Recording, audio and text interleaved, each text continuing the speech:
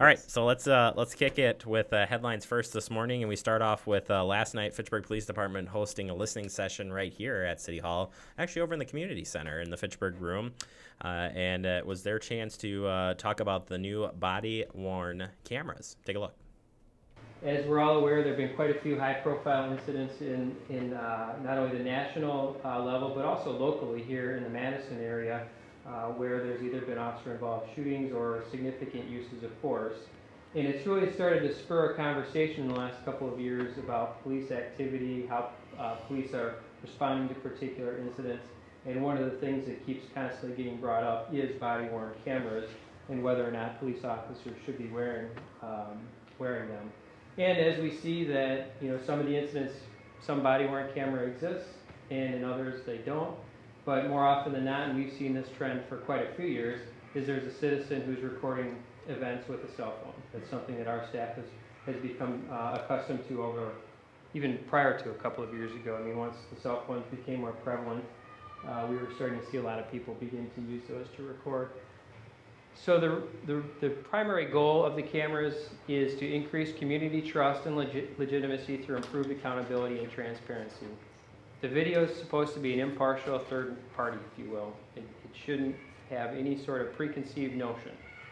It's just there to record the interaction that takes place between the police and the public.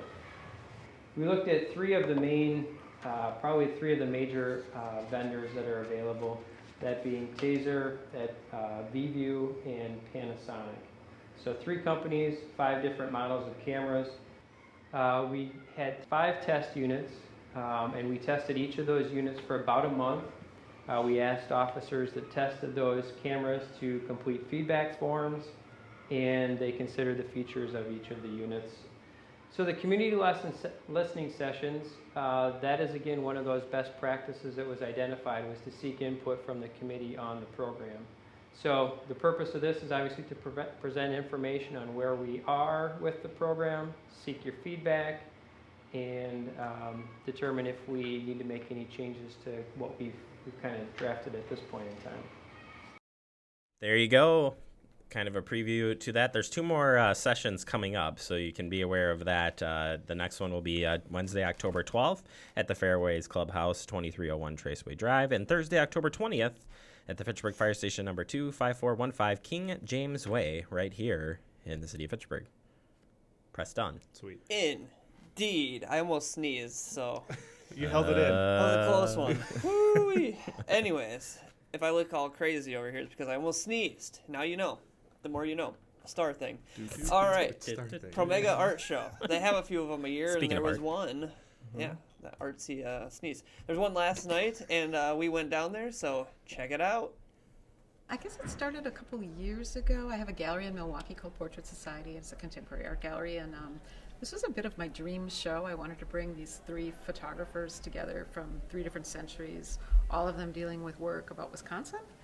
And so we took on the challenge, and the earliest body of work by Charles von Scoik, we worked with the Wisconsin Historical Society on selecting those pictures and then printing them for the first time.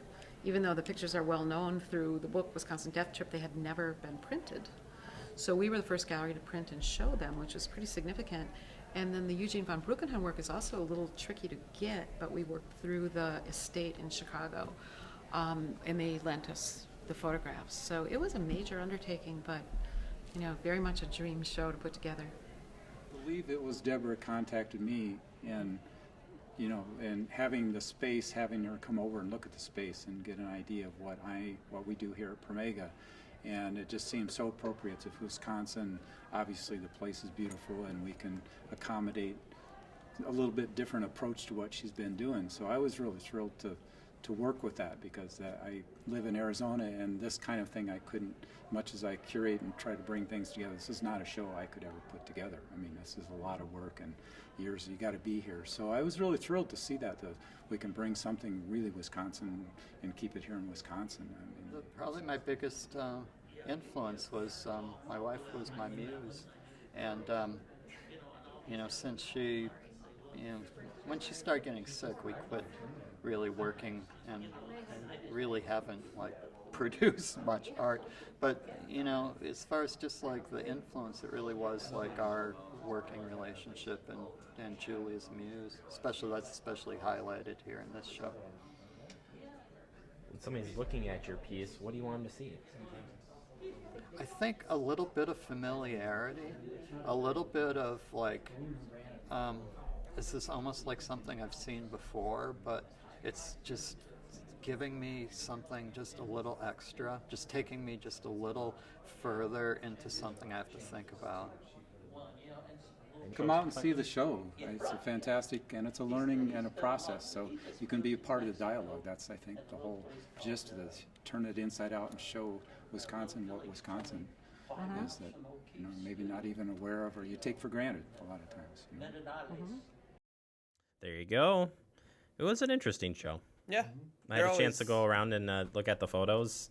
I have about 90 photos there of, and it's kind of, because I was trying to get a grasp, because what do you think when you think Wisconsin? This was a question that was asked during the symposium. What do you think when you think Wisconsin, guys? People think cows, cheese, farms. Yeah, farms, right? Yeah. And so this was kind of in some words of them, the artists, was the dark side, maybe part of the dark side of Wisconsin. Okay. The other The side. other stuff. Yep. Yeah, so very interesting. If you have a chance to get down there, I highly encourage you. It's really, really neat. Yeah, that exhibit will be there for a little while yet, so people have a chance to go on down. Right. Promega BTC building, if you're looking for it.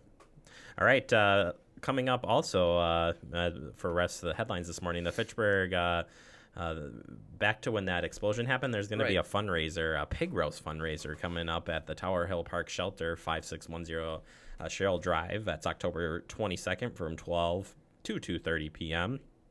And basically, the pig roast is donated and prepared by Larry, one of the Tower Hood neighbors. The meal is $10 for adults, children 10 and under $5. Includes pork sandwich, potato salad, baked beans, coleslaw, brownie. Door prizes will be available, and 100% donations will go to Summit Credit Union Fitchburg Explosion Fund. Yeah, it's awesome. So head on out. Mark your calendar. It's going to be a fun event. Do it. Plus, there's a pig roast. Well, Larry does really good with those. That's all I have to say. Don't I've filmed a pass few those stories up, with him. You know? Yeah, it's good stuff. It We is. should have a pig roast fundraiser for Pretty us. fun. Pig roast. I'm down. Can't go wrong with pig roast. You can't. No. All right, and then this is a good story. I like reading these ones. So, Positive. Yeah, safest month of September in terms of traffic deaths. And of course, they always mark these since the end of World War II. So we're doing well. Last month, 45 people, unfortunately, did pass away in traffic crashes on Wisconsin roads, which tied it for the safest month of September in terms of traffic deaths since, the end of World War II, according to the preliminary statistics from the DOT. The deadliest month of September was in 1973 with 116 deaths. Again, we had 45 this year. Traffic fatalities last month were 23 fewer than September in 2015 and 13 fewer than the 5-year average for the month of September. So that's all good stuff. As of September 30th, a total of 440 people have died in Wisconsin traffic crashes this year, including 67 motorcycle operators, 5 motorcycle passengers, 33 pedestrians, and 10 bicyclists.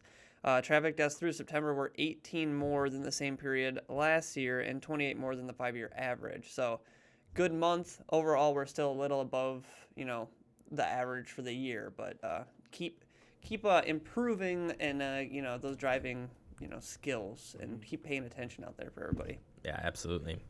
All right, that is your headlines for this morning. We need to take a very quick break, and when we come back, we're going to start taking a look at some of the highlights from our past shows. Stay tuned. It's 2016. It's 2016. It's Talking Fitchburg.